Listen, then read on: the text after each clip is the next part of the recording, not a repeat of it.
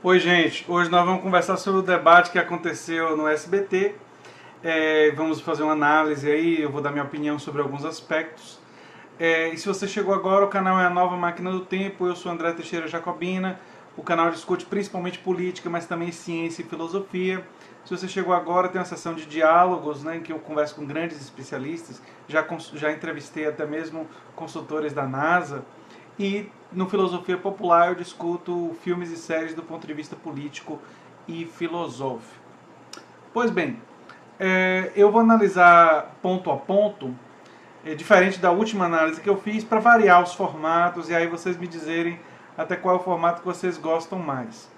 O debate começa com Boulos questionando Alckmin sobre a educação e Alckmin, numa das respostas, diz assim que implica que Boulos é um desocupado.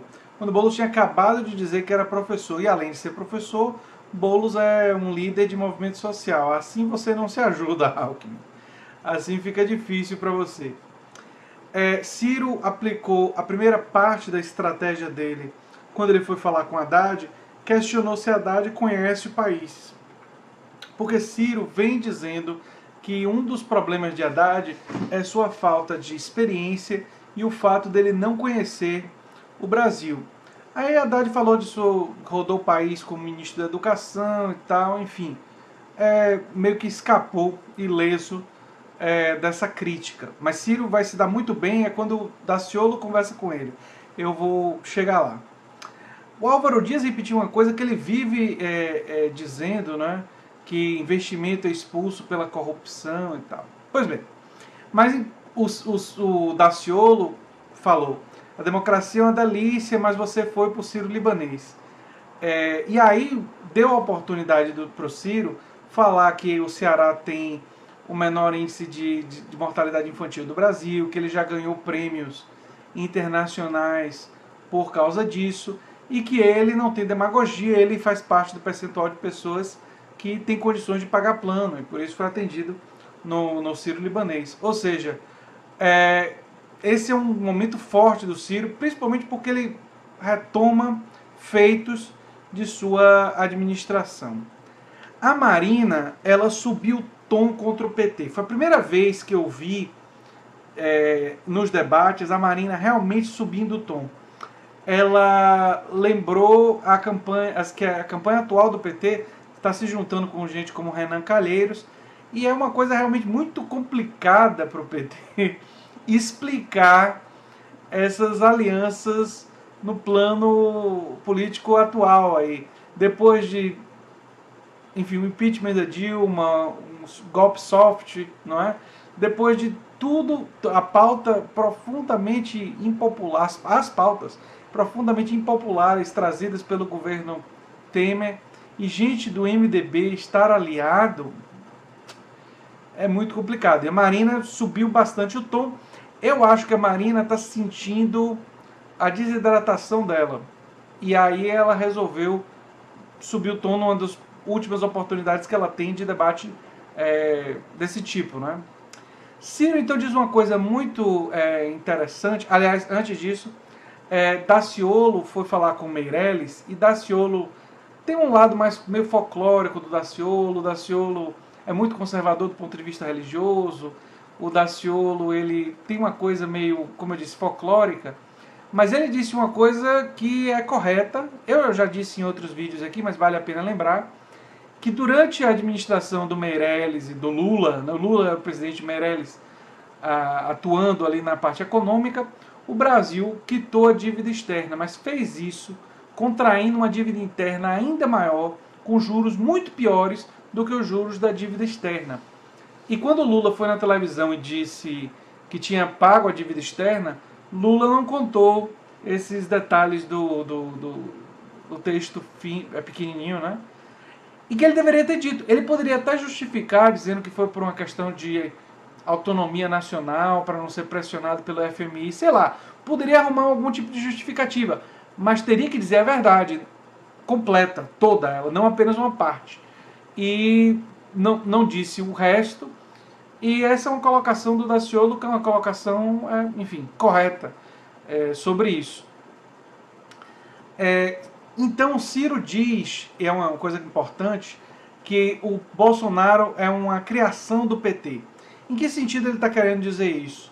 Que Bolsonaro é uma reação da sociedade aos malfeitos do PT, ao fato do PT ter se conectado com gente como o Temer, ter colocado o Temer como vice, ter feito aliança com gente do naipe do Romero Jucá e Eunício de Oliveira e outros dessa turma. Vale a pena dizer que a esquerda corporativa é uma coisa mundial, não é nem só o PT. O PT tem em grande medida o que eu chamaria de esquerda corporativa. A esquerda corporativa ela tem muita responsabilidade na existência de fenômenos como Bolsonaro, como Donald Trump, como Brexit e outros. Por quê? Porque a esquerda corporativa ela torna tabu você dizer certas verdades. E aí, quando uma pessoa é exposta a essas verdades, ela adere ao pior elemento que está dizendo essa verdade para ela. Normalmente o indivíduo que diz essa verdade, junto dessa verdade, diz um monte de outras coisas que envolvem preconceito, xenofobia, escambau. Lá na Europa tem muito disso. E aí a pessoa é atraída para o protofascismo. Aliás, vale uma menção, o intelectual público Steven Pinker recentemente tem dito isso, e eu disse bem antes dele, né, aqui no canal, há muito tempo atrás, não é muito tempo atrás, mas tem meses que eu disse isso em um dos meus vídeos, e é interessante ver um intelectual muito mais famoso do que eu, não tem nem comparação, o Steven Pinker, que com certeza não me conhece, mas agora está dizendo uma coisa que eu já dizia há mais tempo. Enfim, só um detalhezinho legal. Haddad, quando foi questionado por Ciro, porque Ciro disse que preferia não governar com o PT. Haddad ficou incomodado e disse assim, gostaria de lembrar que quando você me convidou para ser seu vice, ou eu convidei para você para ser vice, quer dizer, essa história de quem convidou quem para ser vice, para mim não está totalmente clara, porque o Ciro diz que o PT convidou ele para ser vice e depois da candidatura dele está oficializada. O Haddad agora disse que o Ciro teria convidado o Haddad para ser vice e que isso daí seria tipo Dream Team, ou, né, alguma coisa assim. Enfim, é uma coisa meio... tá confusa essa história aí dos vice, mas ele deu essa cacetada no Ciro. E o Haddad, nesse debate, pela primeira vez, ficou clara para mim a estratégia em relação ao Lula. Vou ser sincero, eu estava tentando analisar quais seriam os próximos passos da estratégia em relação ao Lula, já que o julgamento do mérito em território nacional, as chances são pequenas. Agora eu entendi. A estratégia do PT, me parece clara, é que o Lula vai ter um julgamento do mérito na ONU. E o PT espera que no julgamento do mérito na ONU ele seja inocentado. Se o presidente for Bolsonaro, é lógico que ele iria ignorar essa resolução da ONU, ou, enfim, esse julgamento da ONU. Mas se o presidente for Haddad, o Haddad pode dizer, olha, a ONU disse que Lula é inocente, nós assinamos essa carta da ONU, então tem legalidade, Lula tem que ser solto. E aí seria o indulto da graça, mas utilizando, na verdade, o julgamento da ONU como o que daria respaldo jurídico para a questão do indulto da graça, que é uma disposição que não é qualquer tipo de indulto, é um indulto específico, mas que o presidente tem esse poder. Aí eu finalmente entendi, ou seja, não seria um indulto monocrático, tipo o Haddad dá sozinho. Eles não querem fazer isso porque isso pega muito mal, mas utilizando a ONU seria feito isso. Finalmente entendi. Essa fala do Haddad, pelo menos isso agora está mais claro. Falaram da coisa do FHC ter feito a carta e a busca da união do centro, que não é centro, é centro-direita com a direita fisiológica, com, enfim, partidos corruptos do Brasil. E algumas pessoas que oscilam de centro-esquerda para centro-direita, tipo a Marina. Enfim, isso daí deu água, e Alckmin fez um discurso desse tipo, admitindo que não existe possibilidade disso aí. A Marina, ela fez um apelo 2 vezes, eu contei, pelo menos 2 vezes, talvez tenham sido mais de 2 vezes, 2 que eu achei o apelo bem forte. às mulheres, para as mulheres ouvirem ela, para ela ser votada pelas mulheres e tudo mais. Esse apoio, essa demanda de apoio, eu sou mulher, se lembre de mim, vote em mim porque eu sou mulher e tal. É claro que o discurso da Marina é muito mais complexo do que isso, porque tem toda a coisa dela ter vindo de origem humilde, ter avançado e tal. Tem uma simbologia aí que ela consegue muitos votos por causa disso. A base do voto dela hoje, que está bem desidratada, mas ainda existe, tem muito a ver com isso. Pois bem, mas não soa bem esse apelo ao voto feminino. A maioria das mulheres escutam um negócio desse e dizem assim: você não tem direito ao meu voto só por ser mulher. Eu sou mulher, mas eu não voto uma mulher simplesmente por ser mulher. Eu tenho minha própria autonomia de votar em quem eu quiser. Então, esse tipo de estratégia não funciona muito bem. Quando a Hillary Clinton usou isso lá nos Estados Unidos, as pessoas podem pensar, mas a Hillary ganhou as primárias e ganhou o voto popular. Mas essa estratégia foi uma das estratégias que não funcionou para Hillary. Tem estudos mostrando isso. Que ela não teve... Ela perdeu, por exemplo, entre as mulheres brancas nos Estados Unidos. Então, quer dizer, ganhou nas mulheres negras e latinas e tal, mas perdeu nas brancas. Então, esse apelo tem que vir com conteúdo. Não pode ser um apelo pela questão de gênero. Isso não funciona muito bem. Um comentário sobre o Daciolo. O Daciolo, ele parece um cara que tem o coração predominantemente, eu diria, no lugar certo, mas ele é muito conservador, né? E ao falar no final do debate sobre as urnas eletrônicas, ele questiona a legitimidade do processo. E isso é muito perigoso, porque a gente sabe que o Brasil tem uma democracia frágil e quase todo mundo já sabe que se o Bolsonaro perder, ele vai questionar as urnas e isso pode ser utilizado como pretexto para algum caminho de golpe militar, de alguma coisa desse tipo, ou um golpe mais soft, mas alguma coisa autoritária pode vir em cima desse pretexto aí. E todo mundo diz que eu estou exagerando, pois bem, o Safatli, a onda dos intelectuais agora dizendo coisas semelhantes do que eu. Tem um vídeo do Safatli dizendo mais ou menos a mesma coisa que eu, que é o Vladimir Safatli, que é um dos mais importantes e respeitados intelectuais brasileiros, na minha opinião. Tem gente que talvez não concorde comigo, mas eu gosto muito do Safatli. Enfim. Aí o Álvaro Dias diz uma grande bobagem, que o confronto entre o PT e o Bolsonaro seria o confronto da extrema esquerda contra a extrema direita. Quem acha que o PT é extrema esquerda não entende nada de política. E, infelizmente, muitos membros da mídia estão dizendo essa besteira. Quer dizer, só para vocês entenderem um pouco, o programa do Jeremy Corbyn, do Partido Trabalhista Inglês, segundo partido mais importante da Inglaterra, é mais radical do que o programa do PSOL. Vocês acham que o programa do PT é extrema esquerda? Poxa, vamos estudar um pouquinho, gente. Por favor. Eu peço, né? O programa do PT, no máximo, é um programa de centro-esquerda. Agora, você pode criticar o PT em alianças com corruptos, talvez uma radicalidade na forma como ocupou o Estado. Tem uma série de críticas que podem ser feitas ao PT. Mas dizer que é de extrema esquerda não está no rol das críticas que tem qualquer parâmetro com a realidade. Essa, enfim, escapa à realidade. A realidade não corresponde. O Meirelles resolve atacar o Alckmin, que a linha 5 do metrô levou 20 anos para ser entregue, então insinuando que o Alckmin é muito ineficaz. O Alckmin rebateu, citando uns dados lá de São Paulo, mostrando que entregou um monte de coisa, enfim. Não tem maior repercussão essa fala. O Haddad resolveu alfinetar o PSDB, dizendo que quem aumentou a carga tributária foi a FHC, e dizendo que o PT, na verdade, redistribuiu a carga tributária, mas não aumentou o seu número. Sobre a carga tributária, é o que eu sempre digo. A carga tributária brasileira é alta, mas ela é alta no lugar errado. Você poderia facilmente reduzir impostos sobre o consumo, impostos sobre os mais pobres, classe trabalhadora, diminuir imposto dentro das empresas. Muitos impostos poderiam ser diminuídos e muitos poderiam ser aumentados.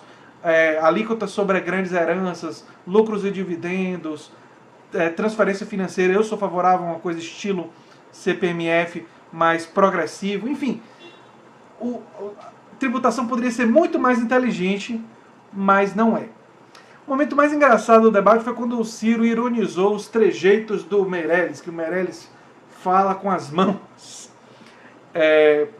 Ele repetiu a coisa em relação à saúde, que o fundamental seria ter metas e prêmios para as unidades de saúde, e depois ele falou da satisfação do usuário com o anonimato garantido. Essa coisa da satisfação do usuário com o anonimato garantido, eu falei num vídeo de uns 3 meses atrás, eu acho, que eu falei da importância de você ter sistemas de fiscalização nas unidades de saúde da família, em que a participação popular se desse com as pessoas. Para mim seria uma autarquia que teria que fazer essa pergunta dentro da casa da pessoa, não na unidade, para não ter o constrangimento dele estar falando mal do médico, e o médico está a poucos metros de distância dele. Não é só anonimato, é também a questão da separação até do ambiente, para a pessoa ter o direito de fazer uma avaliação mais coerente. Só que aí tem um problema na fala do Ciro, e na verdade não é só o Ciro, é um problema em todos, Boulos, enfim, ninguém da esquerda fala sobre isso, que se você não federalizar e criar isonomia no financiamento das unidades de saúde da família, qualquer avaliação com base municipal dos usuários vai criar distorções. Por exemplo, tem os usuários de uma unidade daqui de Salvador que funciona super mal. Aí todo mundo diz, falta tudo, falta remédio, falta isso, falta aquilo. Você vai punir os funcionários, as enfermeiras, os técnicos de enfermagem, os médicos que estão lá, quando na verdade o problema é da administração pública? Repare, tem que se ter um pouco mais de coerência em relação a isso aí. Aí o problema não é nem da fala do Ciro, aí é um problema de que nem Ciro, nem Boulos, nem Haddad, nem nenhum deles, muito menos o pessoal da centro-direita, estudaram ou entendem que se você não criar isonomia de financiamento, você vai ter muitos órgãos mal avaliados, não necessariamente porque os funcionários são ruins, mas porque faltam recursos. Tem também problemas de gestão, patrimonialismo na gestão, cargo comissionado, um monte de coisa que tem que mudar. Mas se você não criar isonomia de financiamento, você não descobre onde é que está o problema na gestão. Por exemplo, se tem um município que dá muito mais dinheiro para a unidade, pode ser que ele funcione melhor, mesmo com gestão pior. Simplesmente porque tem mais dinheiro. Se você cria um financiamento isonômico, aí você descobre quem é que está sendo bem administrado e quem é que não está sendo bem administrado. Então, essa reforma do financiamento da saúde, ela antecede as outras. Deu para entender? Enfim, vamos lá. Uma coisa importante que o Ciro fala é da indústria da saúde, da produção de medicamentos e da produção na área de saúde, e que nós importamos muito. Aí ele está coberto de razão, e é uma verdadeira insanidade a gente estar importando em grandes volumes medicamentos e tanto material para a área de saúde e outras áreas, tudo coisas que nós poderíamos produzir aqui geraria emprego aqui, geraria, enfim, produção, e futuramente a gente poderia até exportar, gerando divisas, mas enfim. Ele fala brevemente das policlínicas, que é uma experiência lá do Ceará. Depois teve uma conversa sobre o fundo eleitoral e partidário, Daciolo com Marina, e a Marina defende que o financiamento seja público, mas não nessa quantidade. Aí eu discordo da Marina, discordo do Boulos, eu acho que eu discordo em geral. Eu defendo que o financiamento seja exclusivamente de pessoa física, pessoa jurídica não pode, sou contra empresas doarem para política, porque isso aí é propina legalizada, e que cada pessoa física tem um limite de apenas meio salário mínimo por ciclo eleitoral. Aí vocês vão dizer assim, pô André, vai faltar dinheiro para os partidos. Ótimo, ótimo que falte dinheiro, porque aí os partidos vão ter que começar a ser melhores e vão ter que convencer nós, brasileiros, a separarem até meio salário mínimo para doar para eles. Imagine se eles tivessem que disputar nosso dinheiro, como a política, os partidos e os políticos teriam que melhorar.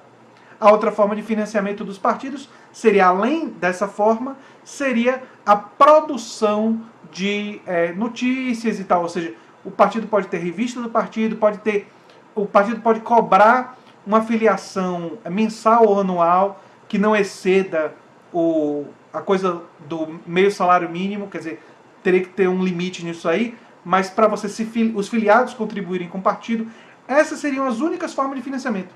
Aceitar dinheiro de grandes empresas, não. Aceitar dinheiro de milionários, pode até aceitar, mas o milionário só podia dar ali, ó, meio salário mínimo. O resto, Ele não pode dar 2, 3, 4 milhões e ficar comprando um monte de político e começar a ter político de estimação. Que é isso que muitos milionários aqui no Brasil têm, os políticos de estimação. De vez em quando eles chamam os políticos de estimação para a casa deles ou para alguma festa e conversam. Ei, político de estimação 1, você se lembre de votar aquele negócio que vai beneficiar a minha empresa. E você, político de estimação 2, você está fazendo meu trabalho lá na Assembleia Legislativa, você acha que eles não checam, não? Essa galera que eles dão esse dinheiro todo, é claro que eles checam, é investimento. Então isso daí tem que mudar. Vamos seguir.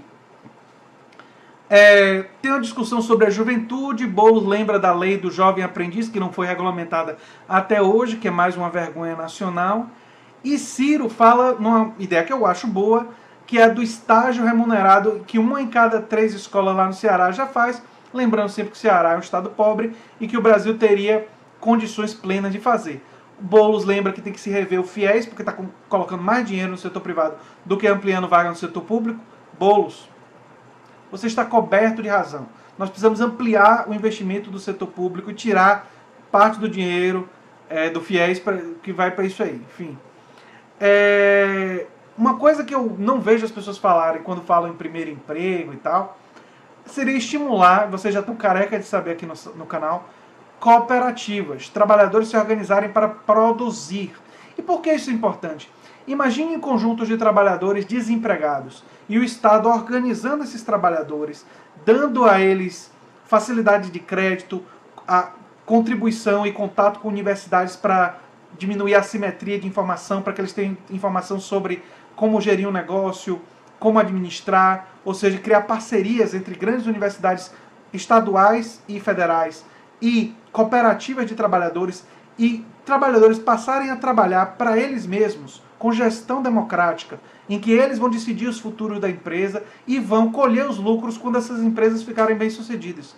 Enfim, isso daí teria o potencial de revolucionar a questão do emprego e seria uma ótima forma de dinamizar e usar a força dos nossos jovens. Muitos jovens que querem trabalhar, que querem produzir, mas que não conseguem se inserir no mercado de trabalho tão hostil e tão fechado quanto é o nosso. Não é? O Daciolo fala em mesmo salário para as mulheres, lembra da dupla jornada feminina. Foi um momento interessante porque muita gente compara o Daciolo ao Bolsonaro na coisa da dívida e nessa questão das mulheres e na solidariedade com os mais pobres e tudo mais. O discurso dele, ele se diferencia forte de Bolsonaro. Então pode ter o conservadorismo cristão, mas Daciolo parece que aprendeu as lições de Cristo, as lições de Cristo que critica os ricos e que está do lado dos pobres, e Bolsonaro parece que não aprendeu essas lições e que está aliado bem aos mais ricos, né? Boa parte do seu financiamento e de sua base aí tem a ver com grandes investidores. Não à toa ele chamou um cara como Paulo Guedes para ser o seu posto Ipiranga. No final, Boulos lembrou do dia 29 da campanha Ele não é? Então é basicamente isso aí. Tem alguns detalhes que eu suprimi, mas eu trouxe aqui o que eu acho que é mais importante. E essa campanha do Ele Não e uma campanha contrária ao que eu chamaria de protofascismo. E vai ter um vídeo para explicar isso aí e eu explicar isso em mais detalhes. Vocês aguardem que o vídeo está vindo. Eu estou ainda vendo os últimos detalhes. Eu queria fazer um vídeo mais curto, esse vídeo, porque eu queria divulgar ele em mais mídias e tal. E vídeos muito longos é sempre mais complicado fazer as pessoas assistirem até o fim. Então eu estou tentando ver se eu coloco ele com 12, 13, 14 minutos no máximo. Mas está muito difícil porque o tema é complexo e eu como professor preciso explicar. E aí eu não estou conseguindo explicar em pouco tempo, porque tem muita coisa para ser dita. Mas enfim, vou fazer esse esforço e vamos ver se eu consigo sintetizar essa questão para ter um vídeo um pouco mais curto sobre isso. É isso aí, gente. Se vocês gostam do que eu faço aqui, se lembre sempre de se inscrever no canal, dar um like, compartilhar, que é muito importante para mim, em redes sociais, Facebook, WhatsApp, para os amigos, para os conhecidos, para eleitores de Ciro, de Bolsonaro, de Haddad, todo mundo, porque aqui nós temos um espaço democrático.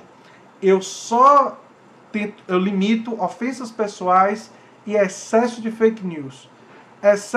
tirando essas duas coisas, vocês sabem que tem apoiadores de Bolsonaro, apoiadores de Ciro, apoiadores de Haddad, de Marina e outros, entre as pessoas que participam do canal. E é assim que eu quero. Um canal libertário de esquerda, progressista, que eu deixo claro que eu sou progressista, mas fundamentalmente, radicalmente democrático. Isso é muito importante para mim.